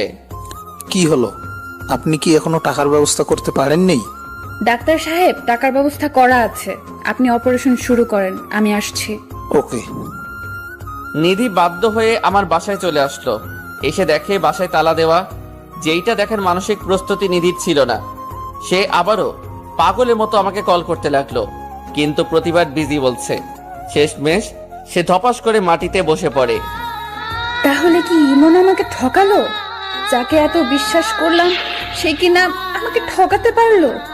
নিজের সর্বস্ব দিয়েও ভাইটার জন্য কিছু করতে পারলাম না। আমি কোনোদিন ভাবতেও পারি নাই যে ভালোবাসার নাম করে সে আমাকে এভাবে ঠকাবে। তাহলে কিসের জন্য আমি নিজেকে সামলে রেখেছি? আমি আবার হয়ে উঠবো পতিতা। আরে যার জন্য এত কিছু করলাম সেই যদি আমাকে ঠকাতে পারে, তাহলে আমি কেন ওর জন্য নিজেকে সংযত করে রাখবো? নিজের ভাইয়ের জন্য আমি সবকিছু করতে পারি। আমাকে যেই করেই হোক টাকার ব্যবস্থা করতে হবে। এই বলে নিধি নিজের ভাইয়ের জীবনটা বাঁচানোর জন্য চলে গেল পতিতালয়। সে আজ নিজেকে বিলিয়ে দিবে। যত এগুচ্ছে তত মনে হচ্ছে সে পাপের দিকে যাচ্ছে। তার মন কিছুতেই সাড়া দিচ্ছে না। অবশেষে নিজের ইচ্ছার বিরুদ্ধে সে চলে গেল পতিতালয়। একজন বড়লোক ব্যক্তি নিধিকে টাকার বিনিময়ে পছন্দ করেছে। নিধি এখন রুমে বসে আছে আর মাথাটা নিচু করে কাঁদছে। কারো উপস্থিতি টের পেয়ে সে একটু নড়ে চড়ে বসলো। এই যে সুন্দরী, ওইভাবে না থেকে আমার কাছে আসো। নিধি এইবার নিজেকে সামলাতে পারলো না, হুড়হুড় করে কেঁদে দেয়। দয়া করে আমাকে ছেড়ে দিন, আমি অনিচ্ছায় এই কাজে আসছি। আমি তোমাকে মোটা টাকা দেব, এখন আমার চাহিদা মেটাও। আমি আপনার পায়ে পড়ি, আমাকে যেতে দিন। আমার শরীরে আমার ভালোবাসার স্পর্শ রয়েছে। মানে? আর আপনি অনিশ্চয় কাজটা করছেন কেন? সে অনেক কাহিনী, আপনি কি শুনবেন সেই কাহিনী? শুনবো। নিধি তার পরিবারের কথা ও ইমনের বিশ্বাসঘাতকতার কথা প্রকাশ করে দেয় আর কাঁদতে থাকে। আপনি কাঁদবেন না, আমি আপনাকে সাহায্য করব। আপনি আমাকে সাহায্য করবেন মানে? আমি আপনাকে বোন হিসেবে সাহায্য করতে চাই। আপনার ভাইয়ের চিকিৎসার টাকা আমি দেব। আজকে তার অপারেশন। যেই ছেলে আপনার জীবন নিয়ে খেলা করেছে, আপনি তাকে ছুঁড়ে ফেলে দিন মন থেকে। তা হয়তো কোনোদিন সম্ভব নয়। আচ্ছা, সেটা আপনার ইচ্ছা। আমাকে এখন অপুর কাছে নিয়ে যাবেন? নিধির চোখ দুইটা কৃতজ্ঞতায় সজল হয়ে উঠল। চলুন, আমাকে হাসপাতালে নিয়ে চলুন। যাচ্ছি। এইদিকে আমরা ফ্লাইট থেকে নেমে হোটেলে চলে আসলাম। এসে মোবাইলটা অন করলাম, বাট চেক করা হয়নি। ফ্রেশ হয়ে খাবারটা খেয়ে কিছুক্ষণ বিশ্রাম নিলাম। সকালের ঘুম থেকে উঠে মোবাইলটা হাতে নিয়ে দেখি নিধির অনেকগুলো কল। হয়তো আমাকে না পেয়ে বারবার কল দিয়ে গেছে। দেরি না করে ওকে কল দিলাম। রিং হওয়ার সাথে সাথে রিসিভ করলো নিধি। এই, তোমাকে একটা কথা বলার জন্য কল দিয়েছি। আসলে আমি... চুপ থাক তুই। তোর মতো বিশ্বাসঘাতক আর বেঈমানের কল দেওয়ার কোনো প্রয়োজন নেই। নিধির কথা শুনে যে থমকে গেলাম। এই কি নিধি, তুমি এমন ভাবে কথা বলছো কেন? বেঈমানের সাথে আর কত সুন্দর করে কথা বলবো? বুঝতে পেরেছি, আমি বাহিরে আসাতে তুমি খুব কষ্ট পেয়েছো, তাই এসব বলছো। আরে কত কষ্ট পেয়েছি আমি তোর মতো বেঈমানকে ভালোবেসে। নিধি, তুমি এসব কি বলছো? আমার মাথায় তো কিছুই ঢুকছে না। ঢুকবেই বা কি করে? এখন তো অন্য মেয়ে নিয়ে ব্যস্ত আছিস, তাই আমাকে আর লাগবে না। নিধি সীমা অতিক্রম করবে না। আরে আমি তো সীমার কাছেই যাইনি, আর তুই আমাকে এভাবে ঠকাতে পারলি? আরে তুমি কি বলছো? আমাকে সবটা খুলে বলো। তুই তোর চাহিদা মেটানোর জন্য আমাকে এইভাবে ব্যবহার করলি। ঠিকই শেষে নিজেকে গুটিয়ে নিয়ে পালিয়েছিস। আমি পালিয়েছি মানে? তুই আমাকে মিথ্যা আশ্বাস দেখিয়ে স্বপ্ন দেখিয়েছিস। এই তোর নমুনা? আচ্ছা, তুমি কি শুরু করেছো? আমি অফিসের কাজে বাহিরে এসেছি, তাই তোমাকে কিছু জানাতে পারি নাই। আরে তুই তো টাকা দেওয়ার ভয়ে পালিয়েছিস। তুই জানতি আমার ভাইয়ের অপারেশন হবে, তাও তুই টাকা না দিয়ে পালিয়েছিস। বলছো তুমি এসব?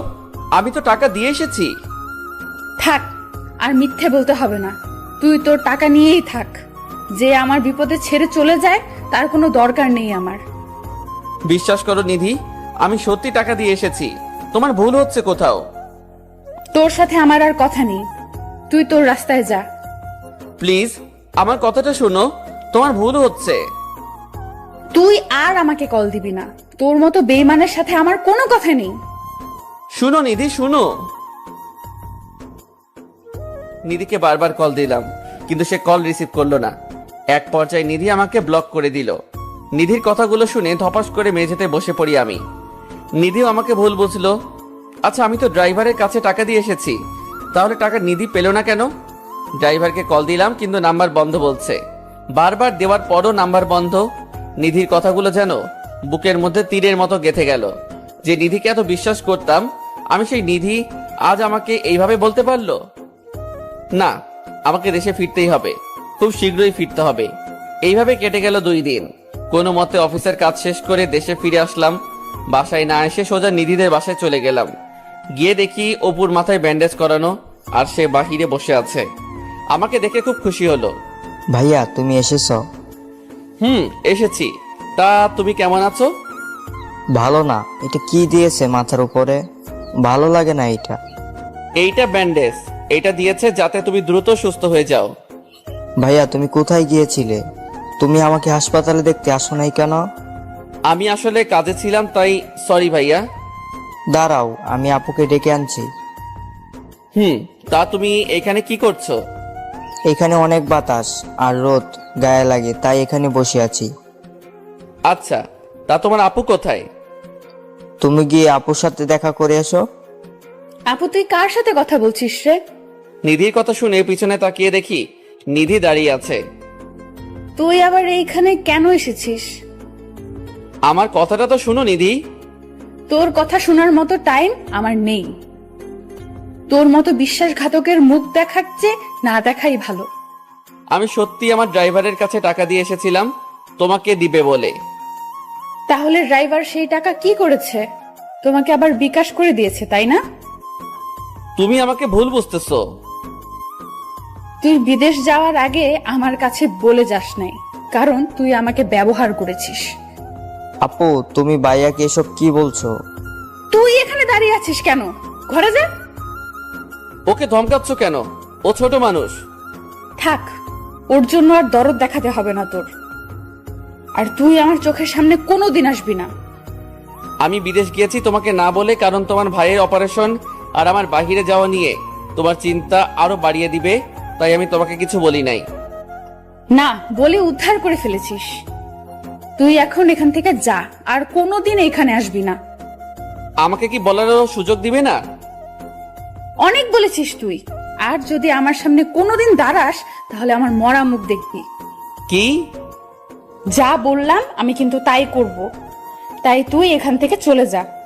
আচ্ছা, আর কোনো দিন তোমার সামনে আসবো না, কিন্তু একদিন তুমি সব সত্যিটা জানতে পারবে। কোনো সত্যি আমার জানার দরকার নেই। এই বলে নিধি চলে গেল ঘরের মধ্যে। আমার 2 চোখ বেয়ে পানি পড়ছে। হঠাৎ কারো নরম হাতের স্পর্শে আমার চোখে পানি মুছে গেল। তাকিয়ে দেখি অপু দাঁড়িয়ে আছে। ভাইয়া কান্না করো না, আপু খুব পচা, আমি আর আপুর সাথে কথা বলবো না। ধুর, কই কান্না করছি? তোমার আপু তো আমাকে খুব ভালোবাসে, তাই তার সাথে কথা না বললে তোমার আপু তো খুব কষ্ট পাবে। পাক কষ্ট, আপু তোমাকে কষ্ট দিয়েছে। ধুর গাধা, কই কষ্ট দিয়েছে আমাকে? যাও, তুমি এখন ঘরে যাও। যাব। আমাকে কিন্তু দেখতে আসবা মাঝে মাঝে। আসবো। আমি চলে আসলাম বাসায়। আস্তে আস্তে অনেকটাই দেরি হয়ে গেছে। জীবনে কোনোদিন সিগারেট খাই নাই। আজকে কষ্ট ভোলার জন্য 2 প্যাকেট নিয়ে আসলাম। রাতের খাবারটা না খেয়ে কিছু সিগারেট খেলাম। অসহ্য মাথা ব্যথার কারণে ঘুমিয়ে পড়েছি। পরের দিন সকালে অফিসে গেলাম না। অফিস খোলা ছিল, বাট যারা দেশের বাইরে গিয়েছে তাদের জন্য কয়েকদিন ছুটি, তাই আজকে আমার অফিস নেই। সকালে কিছু হালকা খাবার খেয়ে নিলাম। খাবারটাও ঠিক মতো খেতে পারছি না। বারবার নিধি অপমানজনক কথাগুলো মনে পড়ছে। ড্রাইভারের সাথে হিসেব মেটানোর জন্য চলে গেলাম ওর বাসায়। গিয়ে দেখি ও বাহিরে বসে আছে আর চায়ের কাপে চুমুক দিচ্ছে। আমি রাগের মাথায় গজগজ করতে করতে ওর কাছে গিয়ে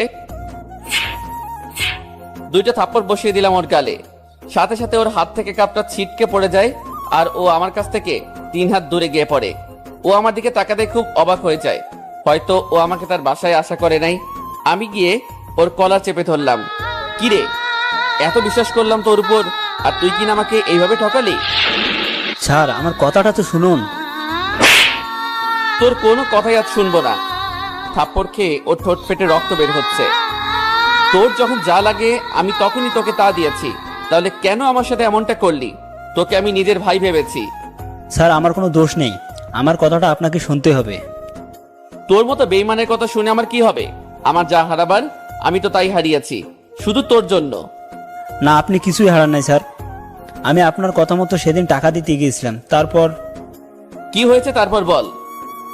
আমি সেদিন টাকা নিয়ে একটা নির্জন রোড দিয়ে যাওয়ার সময় কিছু বকাটে ছেলের শিকার হই আমি। তারপর কি হয়েছে? তারপর ওরা আমাকে সার্চ করে টাকাগুলো নিয়ে যায়। বাহ, ভালোই গল্প বানিয়েছিস। বিশ্বাস করুন স্যার, এটা গল্প না। টাকা দেয় নাই বলে ওরা আমার পিঠে কোপ দিয়ে দেয়। বিশ্বাস না হলে আপনি দেখুন। এই বলে ড্রাইভার তার শার্ট খুলে দেখায় আমাকে। সত্যি তার পিঠে অনেকটাই জখম করা কাটা স্থান রয়েছে। তারপরও যদি বিশ্বাস না হয় তাহলে আমার মায়ের কসম খেয়ে বলছি স্যার, আপনার একটা টাকাও আমি নেই। তাহলে তোর মোবাইল বন্ধ কেন? এই ঘটনার পর আমি হাসপাতালে ছিলাম একদিন, আর আপনার ভয়ে মোবাইলটাও বন্ধ করে রেখেছি। জানিস টাকা না পেয়ে নিধি আমাকে কতটা অপমান করেছে? তার জন্য আমি সরি স্যার। আমাকে মাফ করে দিস, ভুল ভেবে তোর গায়ে হাত তুলেছি। এই বলে আমি চলে আসতে লাগলাম গাড়িতে করে। রাস্তার দিকে নজর পড়তেই দেখি নিধি একজন লোকের গাড়িতে উঠেছে। লোকটার গাড়িটাকে ফলো করতে করতে আসলাম, দেখি একটা বিল্ডিং এর সামনে থামছে। আমি মোবাইলটা বের করে ভিডিও করে নিলাম। দুজনে হাসাহাসি করতে করতে ভিতরে প্রবেশ করলো। আমিও তাদের পিছন পিছন ঢুকলাম। দেখি এইটা একটা অফিস। নিধিকে লোকটা ক্যাবিনে ঢুকিয়ে দরজা আটকে দিল। নিধির এই আচরণ দেখে খুব কষ্ট পেলাম। এখন সে আমাকে ছেড়ে অন্যজনকে নিয়ে ব্যস্ত। চুপচাপ সব দেখেও না দেখার ভান করে বাসায় চলে আসলাম। আসার সময় সিগারেট নিয়ে এসেছি। এই একদিনের সিগারেট যেন আমার খুব আপন বন্ধু হয়ে উঠেছে। দুপুরে খাবারটাও ঠিক মতো খাওয়া হলো না। একটা সিগারেট খাচ্ছি আর মোবাইলে করা ভিডিও দেখছি। বাহ নিধি বাহ, আমাকে একটু সুযোগ দিলে না? এখন তুমি তোমার নতুন জীবন সঙ্গী নিয়ে ব্যস্ত। যদি আমার টাকা তোমার ভাইয়ের চিকিৎসার কাজে না লাগে তাহলে তুমি এত টাকা কোথা থেকে ম্যানেজ করলে? নিশ্চয়ই নিজের শরীরটাকে বিক্রয় করে দিয়েছো ওই সঙ্গীর কাছে। তোমাকে আমি অপেক্ষা করতে বলেছিলাম, কিন্তু তুমি আমার জন্য 2 দিন অপেক্ষা করতে পারলা না। তুমি ঠিকই আমার কথা অমান্য করে অপরের সাথে রাত কাটিয়েছো। তাহলে আমি ইমন তোমাকে আর গ্রহণ করব না। এইটাই আমার সিদ্ধান্ত যে এই মেয়ে আমার জন্য অপেক্ষা না করে নিজের শরীরটাকে বিক্রয় করে দেয়, তাকে গ্রহণ করা সম্ভব নয়। আজ থেকে নিধির জন্য আমার মনে ভালোবাসার পরিবর্তে থাকবে শুধু ঘৃণা। আজ থেকে নিধিকে আমি ভুলে যাব। সুখে থাকুক সে তার নতুন জীবন সাথীর সাথে। এইসব ভাবছি আর চোখ বেয়ে পানি পড়ছে। চোখটা মুছে আবারও সিগারেট টানতে লাগলাম। যতটা টান দিচ্ছি মনে হচ্ছে নিধির জন্য ভালোবাসা তত মুছে যাচ্ছে। সে এখন অন্যের স্পর্শে পাগল, আমার জন্য তার কিছুই নাই। সিগারেটটা খেতে খেতে মাথাটা ঘোরাতে শুরু করলো। সিগারেটটা হাত থেকে পড়ে গেলে আমি হারিয়ে গেলাম গভীর ঘুমে। এই দিকে না, আমাকে নিধি ভাবির ভুল ধারণা ভাঙাতে হবে। আমি চাই না আমার জন্য ইমন স্যার আর ওনার জীবনের ক্ষতি হোক। আমি ওনার সাথে দেখা করব। এই বলে ড্রাইভার নিধির বাসার উদ্দেশ্যে রওনা দিল। নিধির বাসায় এসে কলিং বেল চাপ দিতে নিধির মা দরজা খুলে দেয়। কে তুমি বাবা? আমাকে আপনি চিনবেন না। নিধি কি বাসায় আছে? আচ্ছা তুমি বসো, আমি নিধিকে ডেকে আনছি। ড্রাইভার ভিতরে গিয়ে বসলো। কিছুক্ষণ পর নিধি ড্রাইভারের সামনে আসলো। কে আপনি? আর আমাকে কেন দরকার? আমি হচ্ছি ইমন স্যারের পার্সোনাল ড্রাইভার। ও তা কিসের জন্য এখানে এসেছেন? ওকালতি করার জন্য? না, স্যারের জন্য ওকালতি করার ক্ষমতা আমার নেই। তাহলে যা বলার জন্য এসেছেন সেটা বলে বিদায় হন। আমি আপনার এইখানে এসেছি আপনার চোখের কালো গ্লাসটা খুলে দিতে। আমি কোনো কালো গ্লাস পরি নাই। কালো গ্লাসটা আমার চোখের থেকে সরে যাওয়ার কারণে আমি সাদা কালো বুঝতে পারি। না, পারেন নাই আপনি বুঝতে। যদি বুঝতে পারতেন তাহলে স্যারকে এইভাবে অপমান করতেন না। তাই এসব বলার আপনি কে? স্যার অফিসের কাজে বিদেশে যাওয়ার আগে আপনার জন্য টাকা দিয়ে গিয়েছিল আমার কাছে। কথাটা শোনার পর নিধি থমকে দাঁড়ায়, অবাক চাহনিতে ড্রাইভারের দিকে তাকায়। ইমন টাকা দিয়েছিল? আমার কাছে টাকা দিয়েছিল এবং সেই টাকা নিয়ে আমি আপনার কাছে আসার সময়। চুপ করে থাকবেন না, বলুন কি হয়েছে? টাকা নিয়ে আসার সময় কিছু ছিনতাইকারী টাকাগুলো আমার কাছ থেকে নিয়ে যায় এবং আমার পিঠে কোপ বসিয়ে দেয় একটা। টাকা দিতে পারবো না বলে আমি আর আপনার কাছে আসি নাই, আর মোবাইলটাও অফ করে রাখি। কি বলছেন আপনি এসব? এতক্ষণ যা বললাম সব সত্যি, আর আপনি না বুঝে একজন মানুষকে এত কষ্ট দিলেন। নিধি ড্রাইভারের কথা শুনে চেয়ারের উপর ধপাস করে বসে পড়ে। সত্যিটা আমি বলে দিয়েছি, এবার আপনি কি করবেন সেটা আপনার ব্যাপার। এই বলে ড্রাইভার চলে আসে নিধির বাড়ি থেকে। নিধি দরজা টেনে নিশ্চুপ হয়ে কান্না করতে থাকে আর অনুতপ্ত স্বীকার করছে, ছি ছি, আমি এত নিচে নেমে গেছি, যার জন্য আমি আমার ভালোবাসার মানুষটাকে এইভাবে অপমান করলাম। আমি ইমনের সাথে যা করেছি সত্যি তা মাফ পাওয়ার অযোগ্য আমি। ইমন কি আমাকে মাফ করবে? আমি ওর হাতে পায়ে ধরবো। এই বলে নিধি কাঁদছে। না না, আমাকে আর দেরি করলে চলবে না, ইমনের কাছে গিয়ে সবটা বলে মাফ চাইতে হবে। এমন মনোভাব নিয়ে নিধি বাড়ি থেকে বেরিয়ে যায় আমার বাসায় আসার জন্য। এইদিকে রাত হয়ে গেছে। আমি খাবার না খেয়ে সিগারেট খেতে শুরু করলাম। একটা না খেয়েই চলেছি, বিরতি নেওয়ার চেষ্টা করছি না।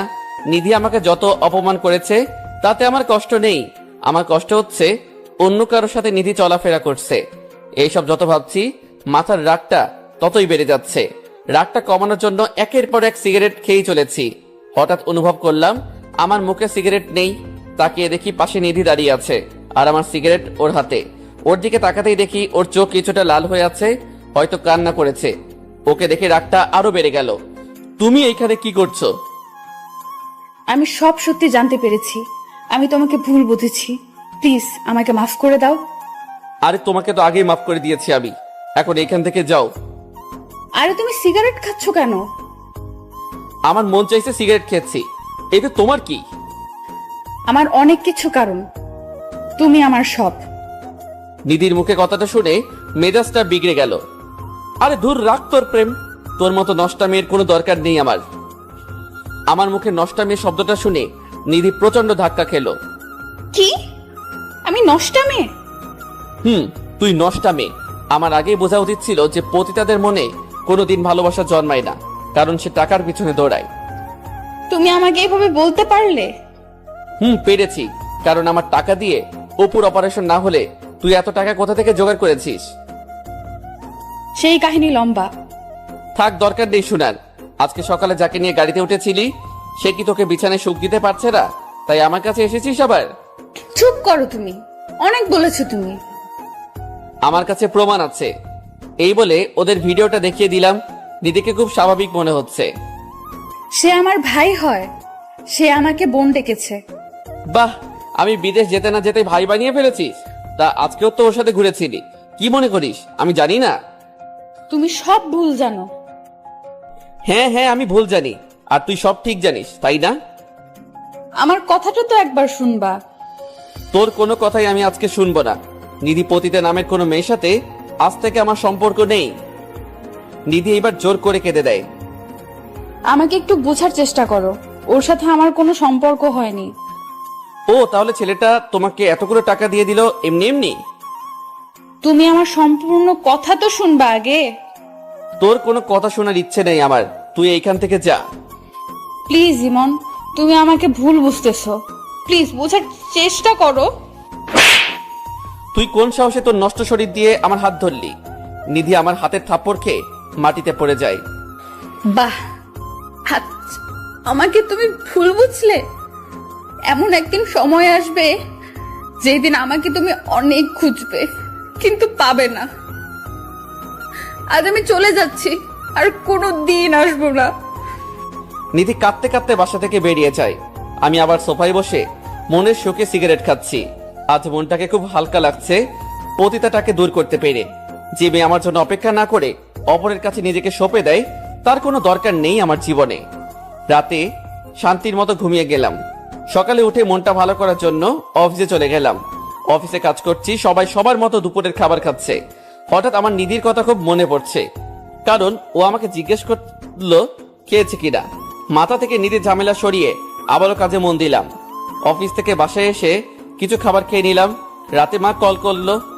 হ্যাঁ মা, বলো। কি রে বাবা, মাত্র অফিস থেকে ফিরেছিস? কিছুক্ষণ আগে আসলাম। ঠিক মতো খাবার খেয়েছিস? খেয়েছি কিছুক্ষণ আগে। তা তুমি কেমন আছো?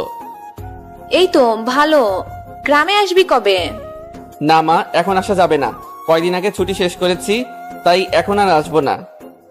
ছুটির মধ্যে আসতে পারলি না? কিভাবে আসবো, যে চাপ যাচ্ছে এই কয়দিন আমার উপর। যাই হোক, ঠিক মতো নিজের যত্ন নিস। বাবা কোথায়? তোর বাবা রুমে আছে, আর আমি রান্নাঘরে। আচ্ছা। কিরে, নিধির মোবাইল বন্ধ কেন? মায়ের মুখ থেকে নিধি নামটা শুনে খুব খারাপ লাগলো। কই, সেটা তো জানি না। তোর সাথে কি ওর যোগাযোগ হয়? হয়তো। ও, তাহলে তো ভালোই। আর এখন রেস্ট নে, কাল আবার অফিসে যেতে হবে। Okay bye. আল্লাহ হাফেজ। কলটা কেটে দিয়ে আমি ঘুমানোর প্রস্তুতি নিলাম। নিধির কথা মাথা থেকে ফেলে দিয়েছি। কয়েক ঘন্টা ওর চিন্তা মাথাতেই আসে নাই। এইভাবে কেটে গেল কয়েকটা দিন। মুখে মুখে আমি ঠিকই নিধিকে ভুলতে পেরেছি, কিন্তু মন আমার ঠিকই তাকে খুঁজে বেড়ায়। সারাদিন অফিস করে বাসায় ফেরার সময় কেউ একজনকে চোখ আটকে গেল। গাড়িটাকে সাইড করে দাঁড়িয়ে করিয়ে লোকটাকে ভালো করে তাকিয়ে দেখি এটা সেই লোক যাকে আমি নিধির পাশে দেখেছিলাম। সে একটা মেয়ের সাথে মার্কেটে ঢুকছে। আমিও তাদের পিছন পিছন গেলাম। লোকটার সাথে মেয়েটা একটা ড্রেস দিয়ে ট্রায়াল রুমে গেল। আমি সেই সুযোগে লোকটার সামনে গেলাম। বাহ, চমৎকার। আর কত ভাই? কে ভাই আপনি? চিনলাম না তো আপনাকে। আপনি আমাকে চিনবেন না, কিন্তু আমি আপনাকে খুব ভালো করে চিনি। তা নিজের পরিচয়টা দিলে ভালো হতো। নিধি নামের কোনো মেয়েকে চিনেন? হ্যাঁ, চিনি তো তাকে। তা সে কোথায়? আসলে চেনার কথা। সেই প্রশ্ন আমাকে কেন করেন? প্রশ্নের উত্তর তো আপনার জানার কথা। তা আপনি কে যে ওইসব শুনতে চাচ্ছেন? আপনার পরিচয় জেনে লাভ নেই। তার কয়জন মেয়ের জীবন নষ্ট করবেন? মেয়ের জীবন নষ্ট করলাম মানে? কয়দিন আগে দেখলাম নিধির সাথে ভালোই ফুর্তিতে ছিলেন, আবার এখন একজনকে নিয়ে আছেন। মুখ সামলে কথা বলুন, আমি ওর ভাই হই। লোকটার মুখে ভাই কথাটা শুনে খুব অবাক হলাম। ভাই মানে? ওর সাথে আপনার পরিচয় কোথায় হয়? আপনাকে কেন বলতে যাব আমি? প্লিজ ভাই বলুন, আমি আপনাকে আমার পরিচয় পরে দিব। নিধির সাথে আমার প্রথম পরিচয় হয় পতিতলায়। পতিতালয়? একটা ছেলে ওকে মিথ্যে আশ্বাস দিয়ে পালিয়ে গিয়েছে। বেচারির ভাইয়ের অপারেশনের জন্য খুব টাকার প্রয়োজন, তাই ও কোনো আস্থা খুঁজে না পেয়ে পতিতলায় ছুটে আছে। তারপর কি হয়েছে? তারপর আমি যখন ওর কাছে যাই, তখন ও আমাকে তার সব ঘটনা খুলে বলে। আর ওই বিশ্বাসঘাতক ছেলেটার কথা রাখার জন্য নিজের দেহটাকে অন্যের কাছে বিলিয়ে দেয়নি সে। তাহলে আপনি কেন ওকে টাকা দিয়েছেন? মেয়েটি আমাকে ভাইয়ের দোহাই দিয়েছিল। ওকে দেখে নিজের বোনের মতো মনে হয়েছিল, তাই ওকে বোন ভেবে ওর ভাইয়ের অপারেশনের টাকা আমি দিয়ে দেই। কি? তাহলে আপনার সাথে নিধির কোনো অনৈতিক সম্পর্ক নেই? না, আমাদের মাঝে ওইসব হয়নি। ওই দিন দেখলাম আপনি ওকে গাড়িতে নিয়ে কোথায় জানি যাচ্ছিলেন। তা কোথায় গিয়েছেন? ওই দিন ওকে নিয়ে আমি আমার অফিসে গিয়েছি কাজ দেওয়ার জন্য, কারণ নিজের পরিবার চালানোর জন্য কিছু কাজ করতে হয়, তাই নিজের বোনকে নিজের অফিসে কাজ দিয়েছিলাম। আমি লোকটার কথা শুনে যেন পাগল হয়ে যাচ্ছি। আমার মাথাটা ভন ভন করে ঘুরছে। তা আপনি কে যে এত কিছু জিজ্ঞেস করলেন? আমি সেই ছেলে যে নিধির সাথে বেইমানি করেছিল। তাহলে আপনি সেই ছেলে? আমি নিধিকে ভুল বুঝে অনেক অপমান করেছি। আপনার কপাল অনেক ভালো যে এমন একটা মেয়েকে ভালোবাসতে পেরেছেন। সময় থাকতে কাছের মানুষটাকে আপন করে নিন। বাই। আমি কথা না বাড়িয়ে সোজা গাড়িটা নিয়ে নিধির বাসার দিকে রওনা দিলাম। যাওয়ার পথে নিজের উপর খুব রাগ হচ্ছিল। সঠিকটা না জেনে আমি ওকে কত অপমান করলাম, এমনকি ওর গায়ে হাত তুললাম। নিজের কাজের জন্য নিজে খুব লজ্জা পাচ্ছি। নিধির বাসায় এসে কলিং বেল চাপ দিলাম। দরজা খুললো এক অপরিচিত মহিলা। কাকে চাই এখানে? এটা তো নিধিদের বাসা, তাই না? না, এখানে নিধি নামের কেউ থাকে না, আমরাই নতুন ভাড়াটিয়া এখানের। ও আচ্ছা, বলতে পারবেন ওরা কোথায় গিয়েছে? সেটা তো আমরা জানি না। মহিলাটা দরজাটা আটকে দিল। নিধিদের বাসার আশেপাশে সবাইকে জিজ্ঞেস করলাম, কেউ জানে না কোথায় গিয়েছে। হাজারো মনের ব্যথা নিয়ে আর সাথে আপন বন্ধু সিগারেট নিয়ে বাসায় আসলাম। বাসায় এসে বসে বসে সিগারেট টানছি আর নিধির কথা ভাবছি। আমি মেয়েটাকে কত কষ্ট দিলাম, না বুঝে অনেক কষ্ট দিয়েছি। পতিতা বলে গালি দিয়েছি, এমনকি ওর গায়ে হাত তুলেছি। জানি না ওকে পাবো কিনা। নিধির ভাবনার ছেদ ঘটলো মায়ের কলে। হ্যাঁ মা, বলো। কি রে, কি করস? এই তো বসে আছি। কি রে, তোর গলাটা এমন লাগতেছে কেন? কই, আমি তো ঠিক আছি। আচ্ছা, তোকে যে কারণে কল দিয়েছি সেটা হলো তুই কাল চাকরি ছেড়ে গ্রামে আসবি। গ্রামে আসবো কেন? তোর বাবার ব্যবসাটা তুই দেখবি। তোর বাবা শারীরিক দুর্বলতা অনুভব করছে। কেন? বাবার কি হয়েছে? সেটা আসলে দেখতে পাবি। আর সাথে করে নিধিকেও নিয়ে আসিস। নিধির কথা শুনে মনটা কেঁদে উঠলো।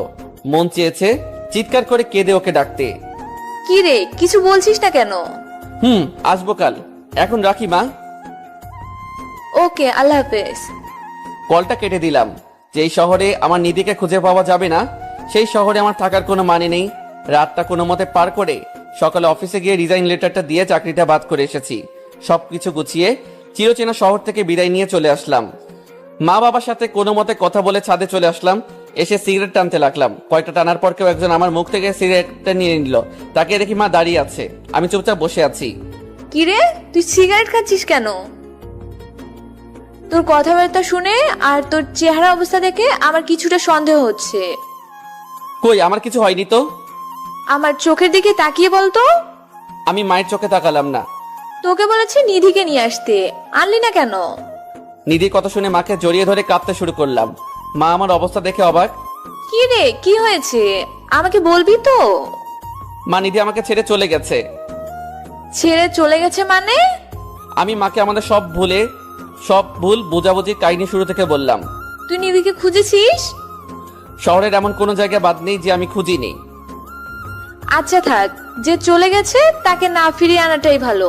মা, তুমি তো ওকে নিজের মেয়ের মতো স্নেহ করো, তাহলে আজ তুমি এই কথা কিভাবে বলছো? যেই মেয়ে ছেড়ে চলে যায় তাকে আমি আমার বউ করব না। মা, কিন্তু। না, আর কোনো কিন্তু নেই। খাবার খেতে চল, আমরা অপেক্ষা করছি। তুমি যাও, আমি আসছি। মায়ের পিছন পিছন খাবার খেতে গেলাম। কোনো মতে খাবারটা খেয়ে রুমে চলে আসছি। এইভাবে কেটে গেল কয়েকটি মাস। নিধিকে আমি আগের মতো ভালোবাসি। পাগড়িটাকে আমি আমার মন থেকে সরাতে পারি নাই। আমি এখন আমার বাবার কাজটা দেখাশোনা করছি। রাতে বসে বসে মোবাইল টিপছি, এমন সময় মা আর বাবা আমার রুমে আসলো। আমরা তোর বিয়ে ঠিক করে ফেলেছি। কি? আমার বিয়ে মানে? তোর বিয়ে মানে তোর বিয়ে? তোর অবস্থা আমরা দেখতে পারছি না, তাই আমরা এই সিদ্ধান্ত নিয়েছি। আমাকে একবারও জিজ্ঞেস করতে পারো নাই যে আমার মতামত আছে কিনা? আমরা তোর মতামত শুনবো না। এখন বল, তুই কি রাজি? না, আমি এই বিয়ে করব না। তাহলে শুনে রাখ, যদি না করিস এই বিয়ে, তাহলে আমাকে আর তোর বাবাকে অকালে হারাতে হবে। পাগল হয়ে গেছো নাকি তোমরা? এসব কি বলছো? দেখ বাবা, আমাদের তো খুব ইচ্ছে হয় যে আমার ঘরে একটা লক্ষ্মী আসবে আর আমার নাতি নাতনি হবে। এই ইচ্ছেগুলো কি আমাদের অপরাধ? তুই নিধির কথা ভেবে নিজেকে কষ্ট দিচ্ছিস কেন? হয়তো নিধিও তার সংসার নিয়ে ব্যস্ত। হয়তো। তাহলে তুই এই বিয়েতে মত দিয়ে দে বাবা। তোমরা যা ভালো বোঝো তাই করো। এই তো আমার লক্ষ্মী ছেলে, আগামী 2 দিন পর তোর বিয়ে। বাবা আর মা চলে গেল। রাতে শুয়ে আছি আর নিধির ছবিটার দিকে তাকিয়ে আছি। আমি পারলাম না নিধি তোমার জন্য অপেক্ষা করতে। আমাকে মাফ করে দাও। কিছু পানি গাল গিয়ে পড়ছে। এইভাবে দেখতে দেখতে আমার বিয়েটাও হয়ে যায়। বউ বাসরাতে বসে আছে আর আমি ছাদে বসে দাঁড়িয়ে সিগারেট খাচ্ছি। কি রে, তুই এখনো রুমে যাসনি? মায়ের গলা শুনতেই হাত থেকে সিগারেটটা ফেলে দিলাম। রুমে গিয়ে কি হবে আমার? এইটাই ভালো জায়গা আমার জন্য। গাধা, মেয়েটা তোর জন্য অপেক্ষা করছে, তুই তাড়াতাড়ি চল। মায়ের জোড়াজড়িতে বাসর ঘরে ঢুকলাম। মেয়েটা ঘোমটা দিয়ে বসে আছে। আমি ওর পাশে দাঁড়িয়ে আছি আর বলতে লাগলাম, দেখুন, আমি আপনাকে বউ হিসেবে মানতে পারবো না। আমি একজনকে ভালোবাসি। এই কথা শোনার পর মেয়েটা ঘোমটা তুলে আমার কলার চেপে ধরলো। কি? তুই কথাটা আবার বলতো? দিদির কণ্ঠ শুনে ওর দিকে তাকিয়ে আমি অবাক হয়ে যাই। আরে, ও যে আমার ভালোবাসার মানুষটা। সবকিছু যেন স্বপ্নের মতো লাগছে। তাহলে নিধির সাথে আমার বিয়ে হয়েছে। আবেগ সামলাতে না পেরে ওকে জড়িয়ে ধরলাম আর কাঁদতে লাগলাম। এই পাগল, কাঁদছো কেন? তুমি আমাকে ছেড়ে কই ছিলে এতদিন? আমি তো তোমার কাছেই ছিলাম, কিন্তু তুমি দেখতে পাওনি। আমার কাছে মানে? শুনো, যেদিন তুমি আমাকে ভুল বুঝেছিলে সেই দিন আমি মাকে সব জানিয়েছিলাম। আর মা আমাকে বলেছিল পরিবার সহ গ্রামে চলে আসতে। আমিও শহর ছেড়ে গ্রামে চলে আসি এবং তোমাকে শহর থেকে আনার পরিকল্পনাটাও আমিই করি। আর সব শেষে এখন বিয়ে। জানো, আমি তোমাকে কত খুঁজেছি আর কত মিস করেছি। মিস মনে হয় আমি করি নাই? আমার খুব কষ্ট হয়েছিল। সরি সেই দিনের এত অপমানের জন্য। আসলে আমি সঠিকটা না জেনে রেগে গিয়েছি। এখন যেহেতু জেনেছো, আর আমাকে বকা দিতে পারবা না। ওকে দিব না, তবে প্রতিদিন মরবো। কি? মারলে যে আমি ব্যথা পাবো, তখন বুকে টেনে নিয়ে আদর করে দিব। তাহলে এখন মারো আর আদর করো। করছি। আর আমাদের 3 জন হওয়ার ব্যবস্থা করতেছি। 3 জন মানে? কিছু না। এই বলে আমি নিধির ঠোঁট 2টা এক করে দিলাম। নিধিও বাধা না দিয়ে সাড়া দিতে লাগলো। দুজনে হারিয়ে গেলাম গভীর ভালোবাসার সমুদ্রে।